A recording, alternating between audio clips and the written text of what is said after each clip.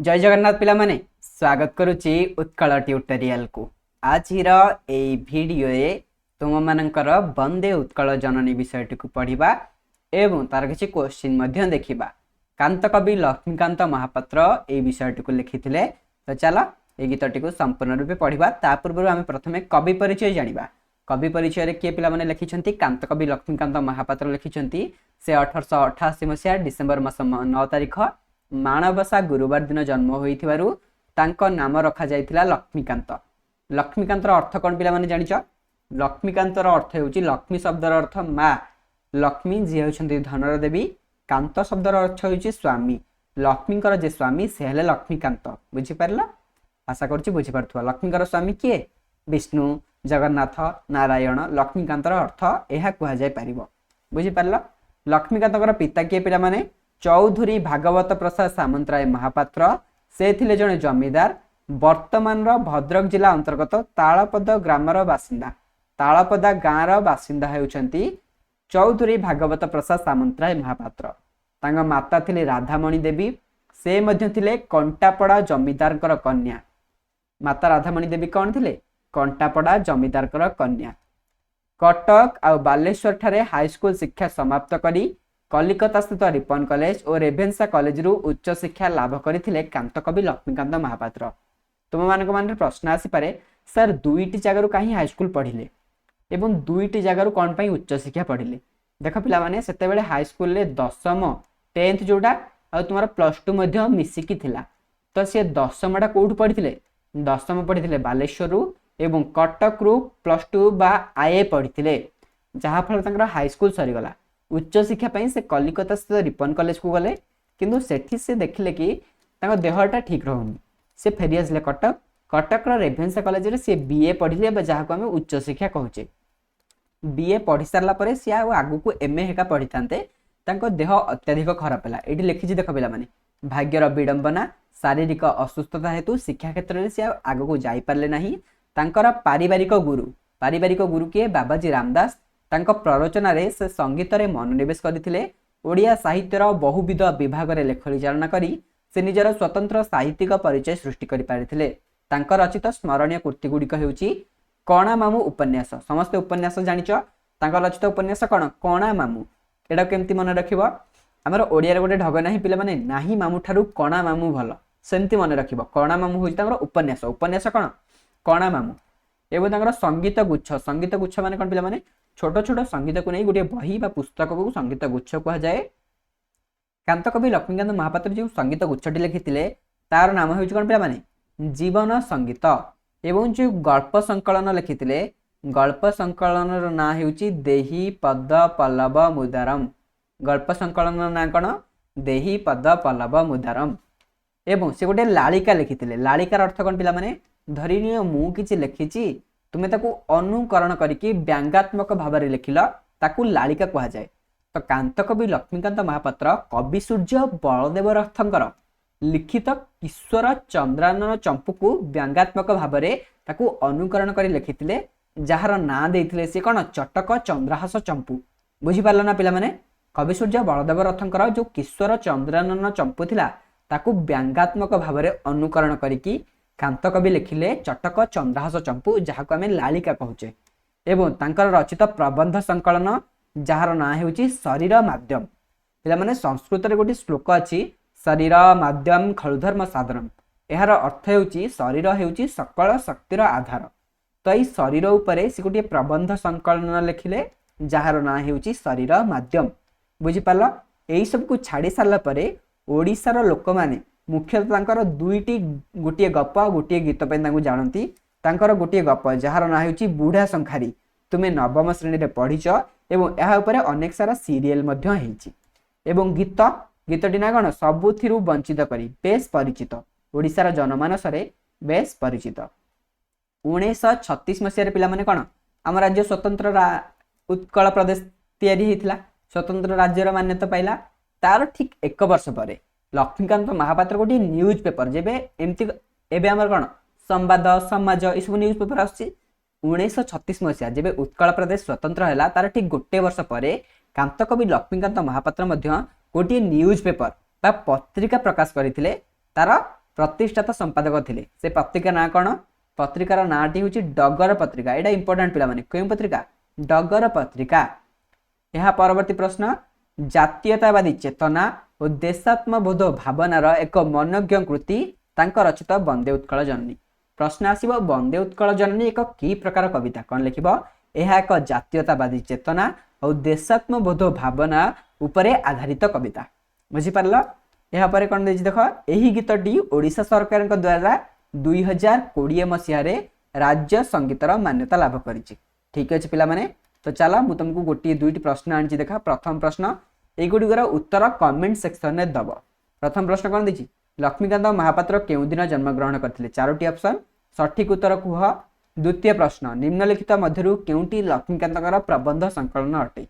तो पे प्रथम प्रश्न सठिक उत्तर हूँ माणबसा दिन। द्वितीय प्रश्न कणा मामू कौन पे उपन्यास ना है कणा मामू उपन्यास ना है कणा मामू। देही पद पल्लव मुदाराम हूँ गल्प संकलन रचित कौन गल्प संकलन। एवं चटक चंद्रहास चंपू हूँ रचित लालिका कौन पिला माने लालिका। तो सठिक उत्तर कौन ऑप्शन सी शरीर माध्यम। तो चलो आम संगीतटी पढ़ा वर्तमान।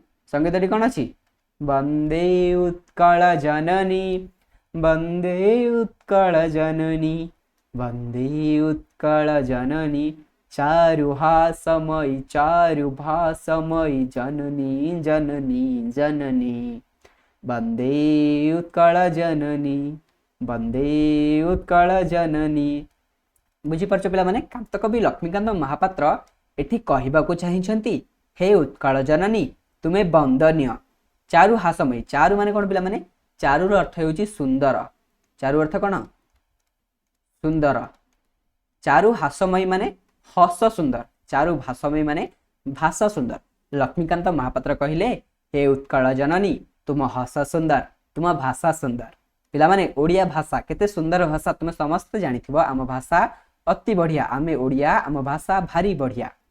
यहाँ पर कौन रहा पूतपयोधि विधौत शरीरा ताल तमाल सुशोभित तीरा शुभ्र तटी निकुल शिखर समीरा जननी जननी जननी वंदे उत्कल जननी वंदे उत्कल जननी। पे आकार कटि जाइए देख ये आकारटा कटि जाइए देदब कौन पूत पूत माने पवित्र पयोधि पयोधि माने समुद्र विधौत माने धोईदेवा एवं शरीर शरीर माने कौन पिला माने शरीर। तो एठी लक्ष्मीकांत कहते पवित्र समुद्र उत्कल माता शरीर को धोई दिए किपरि पिला माने आमर ओडिशार तटवर्ती जिला गुड़िक समुद्र को लगिक अच्छी। तो समुद्र आमर उत्कल माता शरीर को धोई देउची। यहाँ पर कौन अच्छी ताल तमाल सुशोभित तीरा यार अर्थ कौन उत्कलर तीर तीर माने कौन उत्कलर कूल गुड़िक ताल आउ तमाल गछरे सुशोभित। केउ माने ताल खाइच से माने मते टिके कमेंट रे जणा। ताल आउ तमाल गछरे उत्कलर कूल गुड़िक बा उत्कलर तटवर्ती अंचल सुशोभित सुशोभित माने सुंदर भाबरे सज्जित होई अछि। यहाँ पर शुभ्र तटिनी कूल शिखर समीर शिखर माने कौन पिला माने जल कणा बा जलीय बाष्प मध्य आमे कहि परिबा। यार अर्थ कौन शुभ्र माने स्वच्छ तटिनी माने नदी तटिनीर दुईटी प्रतिशब्द देख कौन लिखिब तटिनीर प्रतिशब्द हेउची नदी नई एगुड़िक हूँ तटिनीर प्रतिशब्द बुझीपार। तो शुभ्र तटिनी कूल शिखर समीरा अर्थात नदीर स्वच्छ जल जलीय बाष्प उत्कलर पवन बा उत्कलर समीर रे खेली जाई उत्कल को ठंडा रखे। तो देख पिला माने जो माने केबे पोखरी कि नदी कूल रे संध्या बेले खरा दिन संध्या बेले जाकी बसिबो देखिबो सेठी ठंडा पवन लागिबो। तो कवि सही कथा कहबाकू चाहिछंती कि स्वच्छ स्वच्छ नदीर जलरू जो जलीय बाष्प आसी थाए बा जलकणा आसी थाए एहा उत्कल को ठंडा रखि थाए पवन सहाय्य रे चारिबाडे खेली जाई उत्कल को ठंडा रखि थाए। बुझी पारलो पिला माने दुईटा क्लास नै कि आसीना सेते मो तंटीटा टिके पड़ी जाईची सेति पई क्षमा करिवो। घन घन वन भूमि राजित अंगे नीलभूधर माला साजे तरंगे कळ कळ मुखरित चारु विहंगे जननी जननी जननी वंदे उत्कल जननी। घन घन माने कौन पिला माने घंच वन भूमि माने कौन वन माने कौन जंगल जंगल भूमि राजित अंगे राजित माने कौन शोभा पाउची बा शोभित अच्छी कवि कहबाक चाहते कि उत्कलर पृष्ठभूमि रे अनेक घंच जंगल शोभा पाउची। आमर मयूरभंज मालकानगिरी कोरापुट साइड केते विराट विराट जंगल पिला माने शाल पियाशाल जंगल बुझी पारछ ना। तापर कोन अछि नील भूधर माला साज तरंगे। भूधर माने कोन पिला माने पर्वत। कवि एठी कहउछंती कि नील पर्वत गुड़िक उत्कल रे तरंगायित भाव रे अछि। केमति पिला माने एमिति तरंगायित भाव रे उत्कलर पृष्ठभूमि रे अछंती। कळकळ मुखरित चारु विहंगे। एहार अर्थ कोन पिला माने विहंग। विहंगर अर्थ कोन पिला माने पक्षी बा चढ़ई मानकर कलरवरे उत्कलर आकाश मुखरित बा ध्वनित होई उठुची। मुखरित माने कोन ध्वनित होई उठुची। चला परवर्ती पारा को जिबा। सुंदर शाली सुशोभित क्षेत्र ज्ञान विज्ञान प्रदर्शित नेत्र जोगी ऋषि गण उठज पवित्र जननी जननी जननी वंदे उत्कल जननी वंदे उत्कल जननी। यार अर्थ कौन पिला माने सुंदर शाली सुशोभित क्षेत्र। यार अर्थ कौन शाली माने कौन पिला माने शाली माने होची एहा गुटी प्रकार धान। एठी कवि कहउछंती कि सुंदर शाली धान रे उत्कलर क्षेत्र गुड़िक सुशोभित होईची। सुशोभित होईची माने कौन सजेई होईची। देख पिला माने जो माने गाँ रे रहउछ तुम माने देखिथिबो वर्षा दिने जेतेबेले धान चाष करा जाए सेतेबेले देखिबो सबबेले सबुज सबुज देखा जाउथबो बिल गुड़िक। जेतेबेले धान अमल हबार किछि दिन पूर्वरु सबबेले सुनेली सुनेली माने सुनार कलर देखा जाउथबो। आउ ता देखिबाकू केते सुंदर। जो माने गाँ रु अच्छा से माने कमेंट रे जणाओ एई सब देखिछ ना देखिन। तापर कोन अछि ज्ञान विज्ञान प्रदर्शित नेत्रा। एहार अर्थ कोन आम उत्कल मातांकर नेत्र बा आखि ज्ञान आ विज्ञान रे भरपूर। कारण आमर एठी एमिति वैज्ञानिक माने अछंती जेउ माने पिला माने बाउंस नळी सहाय्य रे कहि देबे पृथ्वी टू सूर्यर दूरता केते, पृथ्वी टू चंद्रर दूरता केते, पृथ्वी टू मंगलर दूरता केते बाउंस नळी सहाय्य रे कहि देबे। पिला माने से किए जिए बाउंस नळी सहाय्य रे सब कहि पारुथले। जदि जानिच कमेंट रे आंसर दियो। से होछंती नयागढ़ जिल्लार पिला माने आम ओडिसार नयागढ़ जिल्लार बुझी पारछ। तो ये कवि कहते कि ज्ञान विज्ञान रे मध्य आम उत्कल भरपूर। तापर कौन अच्छी जोगी ऋषि गण उटज पवित्र। उटज माने कौन पिला माने उटज माने कुटीर बा कुड़िया। कौन कुटीर बा कुड़िया। यार अर्थ कौन जोगी ऋषि मानकर कुड़िया आम उत्कल रे अछि जहा आम उत्कल को पवित्र करुछि। कारण जोगी ऋषि माने कौन महान आत्मा अर्थात से माने साधना करंती से माने भगवान को खोजिकी पांती। तो तांकर कुड़िया आम उत्कल उपरे थिबारु आम उत्कल पुण्य बा पवित्र होई परिछि। परवर्ती धाडी को जिबा। सुंदर मंदिर मंडित देशा चारु कला बळी शोभित बेशा पुण्य तीर्थ चय पूर्ण प्रदेशा जननी जननी जननी। सुंदर मंदिर मंडित देशा। यार अर्थ कोन पिला माने आम उत्कलर पृष्ठभूमि रे बा आम उत्कल उपरे अनेक सारा सुंदर सुंदर मंदिर शोभा पाउची। मंडित माने कोन पिला माने सज्जित होईकी अछि बुझी पारल।